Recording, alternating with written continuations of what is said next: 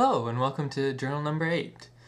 This week we'll look at more into the objects that I have been picking up, and as well I built a couple of boxes out of acrylic for Sabine's birthday. As well as that, there are some gears that I made, and as well the drawing. So today was an interesting day. It was Monday, the start of the week, and I began my drawing, of course. Started out pretty easily, and I kept walking back and forth along the path from school to my house and back and forth, and there were a couple objects that, I don't know, it seemed like the object picking up was quite halted, and it seemed like the objects didn't really want to be picked up per se because I was in a hurry, and I don't know, I spotted a couple and they're just in this point where it was almost I was walking too fast, or I just kind of let them go in a sense, knowing full well that these objects would stay where they were. And sure enough, as I went back and forth along it, I remember the distinct places where each object was, and I kept an eye out for them and discovered this one. I don't know, I don't know why I was so kind of tentative today, but I left two other objects behind, one which I even stepped on, and that was really funny. It was like it was crying to be picked up or cringing for it, and I don't know, I guess I just didn't want that kind of attention today with the objects. I think it's almost like I wasn't ready for them, and maybe tomorrow I will be. I also completed two other tasks which I thought were pretty useful. The start of the day after my class and the drawing, I was able to go and get some time in the plastic shop, and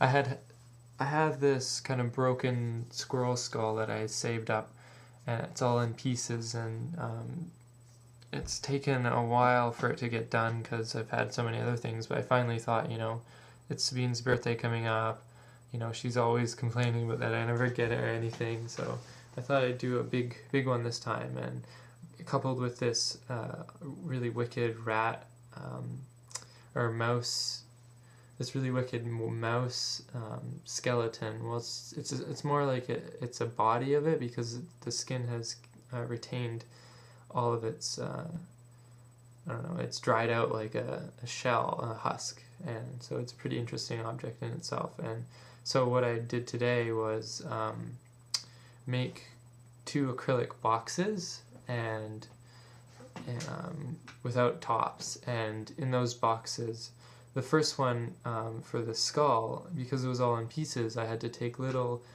tiny pieces of acrylic rod and stick it to the base of the box, and at differing lengths and in differing areas, so that each piece could sit on top of these rods with epoxy glue, and they would hold this shape so that when I was pouring the embedment, so this would be the process is pretty simple, but you basically mix up this acrylic mixture, and it kind of solidifies, but doesn't become its it doesn't become its final stage yet. And so once it's in a box in a shape, what often happens is if you pour it and something goes into it, it will float to the top. So what you have to do is kind of either do it in stages, so you pour one on top of the other, and then you put the object on top at the point where just as it's hardening, it will hold on, so that it will be at the right level in the area that you want. or you do it like I did it with the rods. And so with the rat or the mouse carcass, I was able to do the method with the pour one and then set it in and then pour the next. Whereas with the skull, I just did it in one pour, so that with all the rods. And I think I'm interested to see what it will look like, because you'll have these kind of cones of light that you'll be able to look directly into the bottom of each object that is on the cone. So I think that would look pretty interesting. And I basically have to mill them down eventually, and that will be done later in the week, hopefully. I also worked a little bit on the gears. After the discussion with you about how heavy they would be, I was definitely re-tinkering and retooling my idea. I just printed out a whole crapload of gears, and I'm thinking now is the time just to keep building and building and building wooden gears, and hopefully I'll be able to come up with the guts. I also started a template for the sizing, and I think I'll work with that to determine what the guts and the interior shape will look like. I'm thinking I'm going to make a 14-sided structure that will follow the inside of the plastic sphere that the body will be placed in the crane, and that will on each side will be a gear face, and so you have gear faces lining the exterior rim. I think that's just going to be the easiest way, because I'm thinking the gut thing is it's going to be a bit too complicated to have them all over the place, and I think I just want it to be fairly simple so I can execute it. Plus, with the size of the gears, I don't really want too much variation in them, but I do want some. So I printed out like 25 of the regular big size ones and 10 of the smaller size, and we'll see how it goes from there.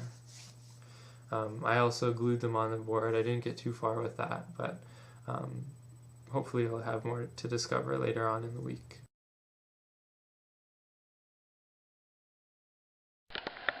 So Tuesday, and I'm at Sabine's house, as you can see clearly. I had another day of object finding and object earning. I earned this object from Sabine. I think it's pretty cool. I like it a lot. It provides interesting possibilities because of its relative motion, and that can be used in the stop motion, I think. I had an object from yesterday that I had passed over a couple times and remembered it, and as I was going to school this morning I decided to pick it up, but it was quite a struggle because it was embedded in the dirt between two things of sidewalk, so it was pretty hard to pick up.